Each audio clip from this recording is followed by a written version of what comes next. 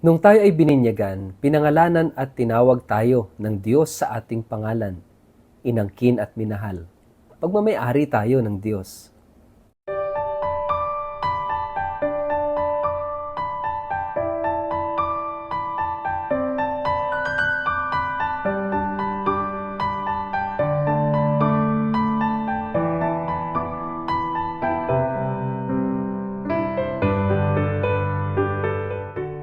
Ang mabuting balita ng Panginoon ayon kay San Lucas.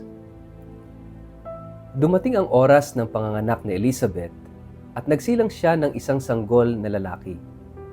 Nang mabalitaan ng kanyang mga kapitbahay at mga kamag-anak na siya'y labis na pinagpala ng Panginoon, nakigalak sila sa kanya.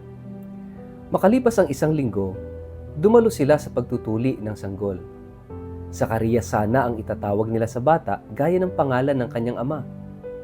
Ngunit sinabi ni Elizabeth, hindi, Juan ang ipapangalan sa kanya. Subalit wala naman kayong kamag-anak na may ganyang pangalan. Tugon nila. Sinenyasan nila ang kanyang ama upang itanong kung ano ang ibig nitong itawag sa sanggol. Humingi si Sakarias ng masusulatan at ganito ang kanyang isinulat. Juan ang pangalan niya.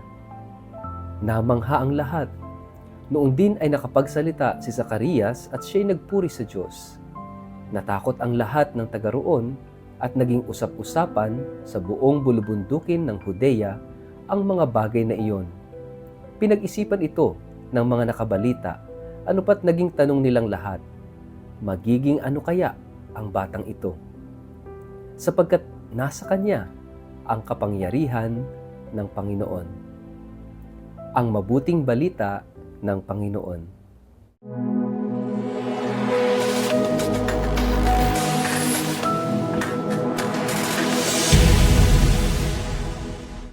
Mapagpalang araw po sa inyong lahat. Kumusta po kayo? Ang atin pong word of the day ay name. Bago po tayo magpalalim sa atin pong reflection ngayong araw na ito, kayo po'y muli kong inaanyayahan. Huwag kakalimutan, mag-like, follow at subscribe sa ating page na Word of the Day at Father Richard Lagos. Ganon din po, pakishare ang video ito sa inyong kapamilya, kamag-anak, kaibigan, mga kakilala sa social media para po sama-sama tayo sa pagiging media evangelizers at online missionaries na nagpapalaganap ng salita ng Diyos sa mundo ng social media. Pag may nakita kang ads, please don't skip. Nakakatulong ka sa mission and apostolate ng Word of the Day. Mga kapatid, nasa pangwalong Misa de Gallo na tayo. Sana kumpleto niyo po ang Misa de Gallo. So ngayong araw na ito ay merong panibagong regalo na ibinibigay sa atin ng Diyos. At ano yon? The gift of name. Opo, yung pangalan mo ay regalo. Regalo kasi bigay. Sino nagbigay? Siguro ang unang iisipin ninyo, yung magulang ninyo. At minsan, yung pangalan ay hindi nyo masyadong gusto kasi meron kayong mas preferred name. Pero since ito yung na i-register sa local civil register, tinanggap nyo na lang. No?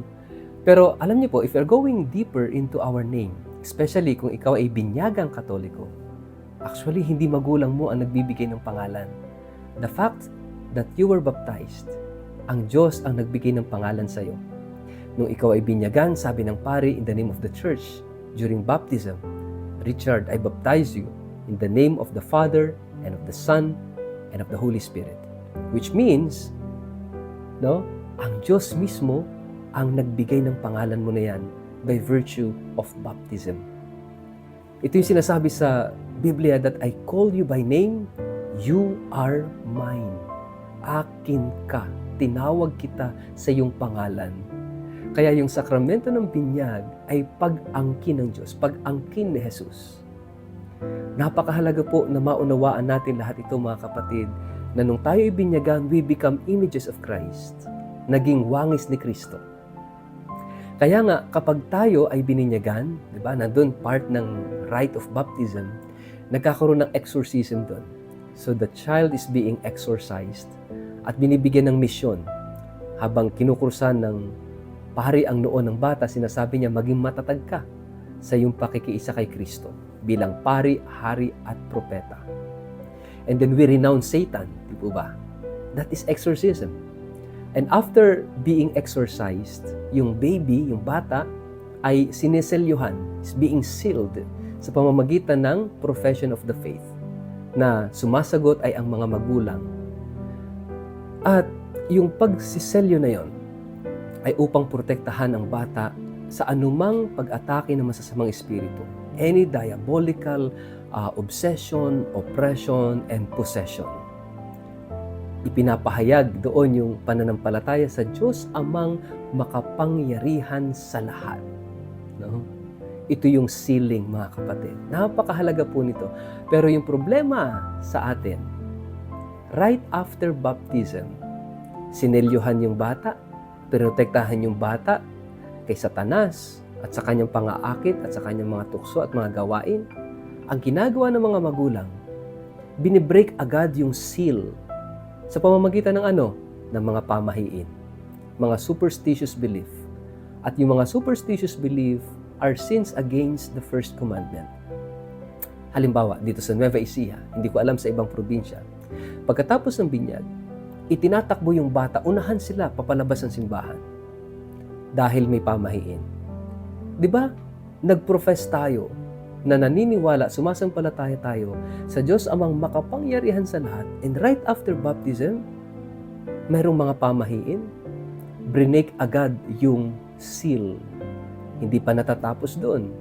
Lalagyan pa ng porselas yung bata na kulay pula, itim, pula, itim, pula, itim. And yun din ay isang pamahiin. Lalagyan pa sa dibdib ng, ewan ko kung ano yung nakalagay doon sa kulay pulang tela. Sabi nila may bawang daw doon. Hindi ko alam kung may sibuyas, may paminta. Pero itong mga ito'y pamahiin. Right after baptism, immediately you break the seal, the protection from God. At muli mong binibigyan ng opportunity ang masasamang espiritu to obsess, to oppress, or even to possess the child. Inilalagay ulit sa panganib, sa alanganin yung bata. And then kapag lumipas ang ilang araw, naging masakitin yung bata. Ito pa yung maling-maling paniniwala ng mga tao. Magpapatayo ng itlog. At habang pinapatayo yung itlog, babanggit ng mga pangalan. At kung anong pangalan tumayo ang itlog, yun yung pangalang ipapalit sa baptismal name.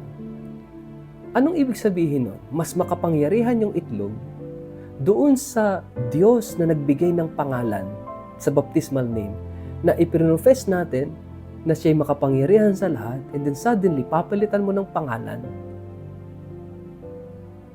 kung saan tumayo yung itlog. It's crazy. No? It's crazy. Maling-maling pananampalataya at paniniwala. Kaya nga napakahalaga na ituwid ang bagay na ito. Alisin yung mga superstitious belief. Napakahalaga yung baptismal name natin, mga kapatid. Sapagkat ang pangalang yan ay pangalan na kung saan ay binasbasan ng Diyos. Consecrated by God.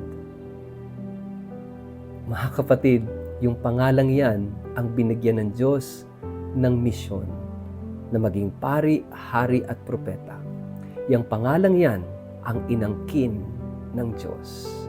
Kaya nga kapag pinangalanan mo ng iba, yung bata, sinasabi mong hindi ka na sa Diyos. Doon ka sa pamahiin. Doon ka na sa itlog. And this is a way na ang masasamang espiritu, the evil ones, can actually obsess, oppress, and possess the person. Mga kapatid, mag-iingat po sa mga pamahiin. As much as possible, alisin ang mga pamahiin sa buhay. Especially itong name giving. Sa Biblia, napakahalaga ang pagbibigay ng pangalan. Ito'y sacred thing. Kaya nga mahalaga yung ating baptismal name. Kasi kung sino ang nagbigay ng pangalan, ibig sabihin pagmamay-ari niya yung pinangalanan niya. Just like in the Bible, Jesus, ang Hebrew name niya, Yeshua Bar Yosef. Jesus, son of Joseph, kasi si Joseph ang nagbigay ng pangalan sa kanya. Pero actually, it was the angel who asked Joseph to name him Jesus. Ibig sabihin, si Jesus ay hindi talaga pag-aari ni Jose, kundi pag-aari ng Ama. Because the Father gave the name Jesus. Si Simon, sabi doon, Simon Bar-Yona, Simon son of Jonah. Ibig sabihin, si Jonah na tatay ni Simon, ang may-ari kay Simon sapagkat siya ang nagbigay ng pangalan. The nomothete or the name giver owns the one being named. Kaya ibig sabihin, pag pinalitan mo ang pangalan ng bata, pinalitan mo yung baptismal name because of this ritual ng pagpapatayo ng itlog, sinasabi mo, itong batang ito ay hindi na pag-aari ng Diyos. Eh, kaninong pag-aari? Of course, to the evil one. Kaya nga mga kapatid, yung pangalan mo, yung baptismal name mo, pahalagahan mo, mahalin mo. Why? Because that name is being called by Jesus, being called by God. And that name is being sent to mission. Meron kang mission. At nung ikaw ay bigyan ng Diyos ng misyon, ng dahilan, yung pangalang yan, nung ikaw ay bininyagan, ang ginamit ng Diyos, ang tinanggap ng Diyos. At yung pangalan din na yan, ang tatawagin ng Diyos kapag tayo'y namatay, papasok sa buhay na walang hanggan.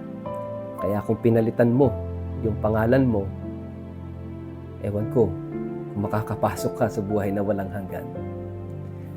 Mahalin ang iyong baptismal name. At kapag magbibigay ka ng pangalan sa iyong anak, make it sure na ito'y Kristiyanong pangalan, hindi pangalang cute lang o sikat lang. Make it sure that this is a Christian name. Sa ngalan ng Ama at ng Anak at ng Espiritu Santo, Amen. Ama naming Diyos, salamat sa regalo ng pangalan at nawa kami maging tapat sa aming mga ipinangako sa binyag.